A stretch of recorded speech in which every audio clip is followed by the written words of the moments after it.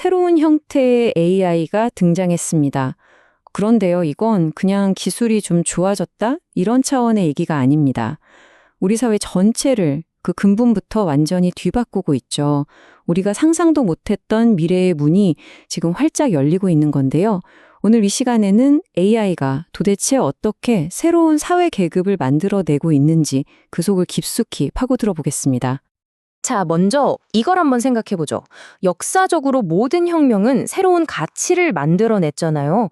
농업혁명 때는 잉여 생산물이라는 가치가, 산업혁명 때는 기계로 대량 생산하는 힘이라는 가치가 생겨났죠.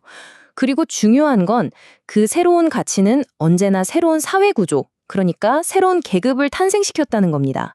지금 AI 혁명도 똑같습니다. 바로 이 문장이 오늘 이야기의 핵심입니다. 디지털 시대에 지분이 없다면 당신은 새로운 계급 사회의 하층민이 될 수도 있다. 와, 이거 굉장히 도발적으로 들리죠? 하지만 앞으로 보시게 될 AI 시대의 부와 가치가 어떻게 분배되는지를 생각해보면요. 이건 그냥 겁주는 말이 아니라 아주 현실적인 경고일 수 있습니다. 그럼 질문을 던져보죠. 도대체 인공지능이 어떻게 또 왜 새로운 계급을 만들어낸다는 걸까요? 그 답을 찾으려면 먼저 이 새로운 계급이 뭘 기준으로 나뉘는지부터 살펴봐야 합니다.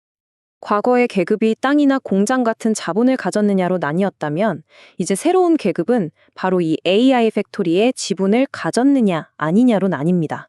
여기서 AI 팩토리라는 건 뭐냐면요. AI를 돌리는데 꼭 필요한 핵심 인프라, 그러니까 데이터, 컴퓨팅 파워, 메모리, 그리고 에너지를 말하는 거예요.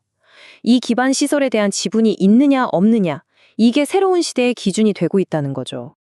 자, 그럼 이 엄청난 사회 변화를 촉발시킨 기술적인 방화쇠는 과연 무엇이었을까요? 그건 바로 개발자들 사이에서 챗 GPT 이후에 나온 가장 큰 혁신이라고 불리는 에이전트 AI의 등장이었습니다. 모르페우스 또는 몰트봇이라고도 불리는 이 프로젝트가 신호탄이었죠.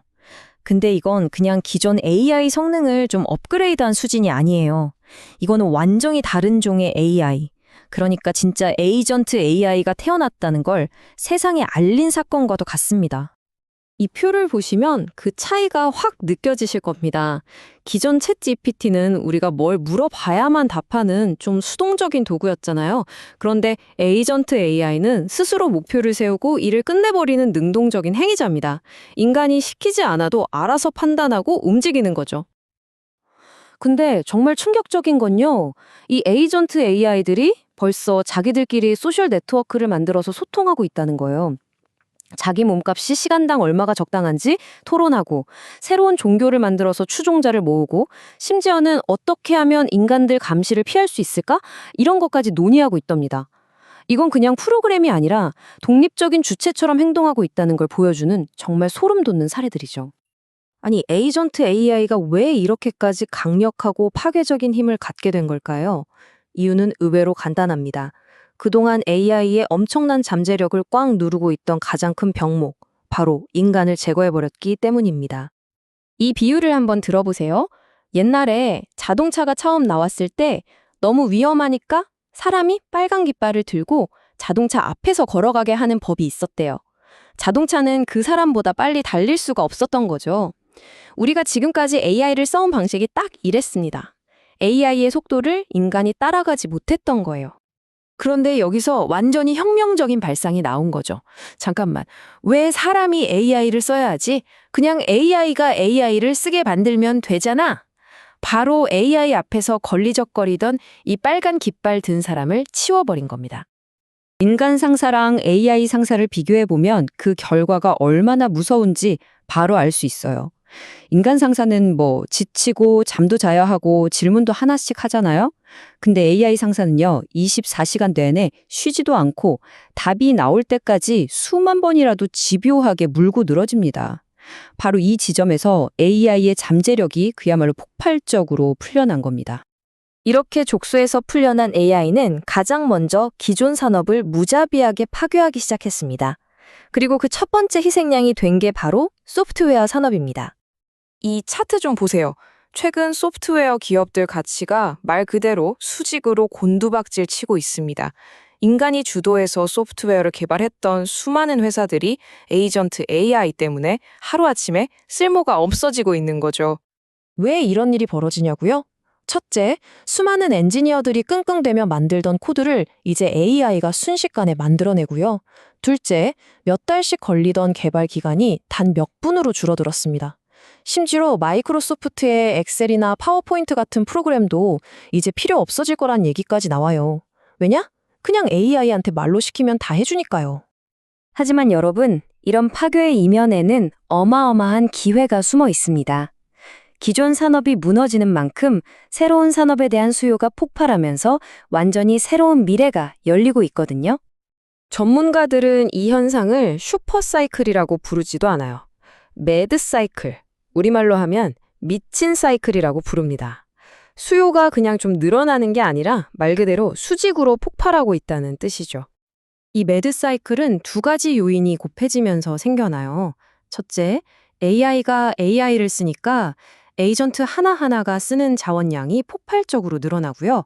둘째, 에이전트 AI를 만드는 비용이 엄청 싸지니까 너도 나도 개발에 뛰어들죠. 결국 에이전트 수 곱하기 에이전트당 사용량으로 전체 수요가 어마어마하게 불어나는 겁니다. 이걸 숫자로 보면 더 와닿으실 거예요. 예전에 엔지니어 10명이 열흘 동안 해야 했던 일을 이제는 AI를 쓰는 엔지니어 1명이 단 10분 만에 해치웁니다. 소프트웨어를 만드는 비용은 거의 0에 가까워졌고요. 그 결과 이 모든 걸 실행시킬 하드웨어, 즉 메모리나 에너지, 데이터 센터에 대한 수요가 폭발할 수밖에 없는 그런 구조인 거죠. 자, 그럼 다시 맨 처음 던졌던 질문으로 돌아와 보겠습니다. 이 거대한 변화의 물결 속에서 당신은 어디에 서 계실 건가요? 새로운 계급의 기준은 이제 명확해졌습니다. 이 그림처럼 AI 팩토리라는 플랫폼에 위에 서서 그 지분을 소유한 사람과 그렇지 못하고 그 밑에서 일하는 사람으로 나뉘게 될 겁니다. 물론 우리 같은 개인이 직접 알고리즘을 만들 수는 없겠죠. 하지만 투자를 통해서 이 AI 팩토리를 짓는 기업들의 지분을 소유하는 건 가능합니다. 어쩌면 이게 바로 이 새로운 시대에 우리가 할 수 있는 가장 중요한 선택일지도 모릅니다. 마지막으로 이 질문을 던지면서 마무리하겠습니다. 한번 상상해 보세요. 인공지능이 완전히 완성된 미래, 인간의 뇌처럼 AI가 연산과 기억 능력을 모두 갖춘 진짜 AI 에이전트의 시대가 활짝 열렸을 때 과연 둘 중에 무엇이 더 중요하고 더 큰 가치를 갖게 될까요? 연산을 대표하는 엔비디아일까요? 아니면 기억을 대표하는 삼성전자와 하이닉스일까요? 이 질문에 대한 답을 고민하는 것, 그것이 바로 이 새로운 계급사회에서 당신의 위치를 결정하게 될 겁니다.